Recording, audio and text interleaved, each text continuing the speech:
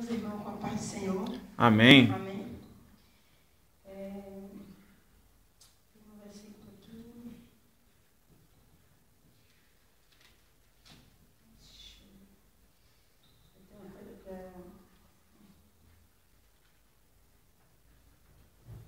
Aqui em Salmos 119, versículo 11, diz assim: guardo a tua palavra no meu coração, para não pecar contra ti. Eu te louvo, ó Senhor Deus, ensina-me as tuas leis.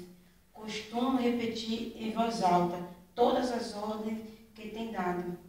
Fico mais alegre em seguir os teus mandamentos do que em ser muito rico. Estudo as tuas leis, examino os teus ensinamentos. As tuas leis são meu prazer. Não esqueço a tua palavra.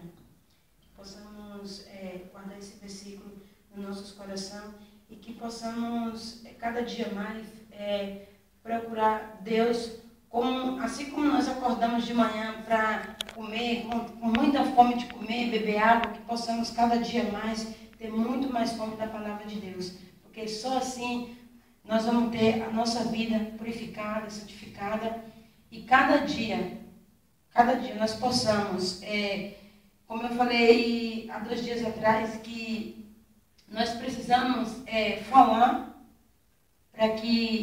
para as pessoas que estão lá fora, que não conhecem a Deus, que estão cega e surda da palavra de Deus. Que possamos cada dia buscar Deus, para que Deus nos dê ensinamento para pregar o Evangelho. Aleluia. Antes que seja tarde demais. Como está dito na Bíblia, Deus disse bem claro: se nós não clamar, as pedras clamarão. Glória a Deus. Então, que possamos cada dia clamar a essas pessoas que estão na escuridão, assim como estamos na luz, que possamos também pegar essas pessoas todas e colocar na luz, assim como nós estamos. Agradeço a Deus. Graças a Deus.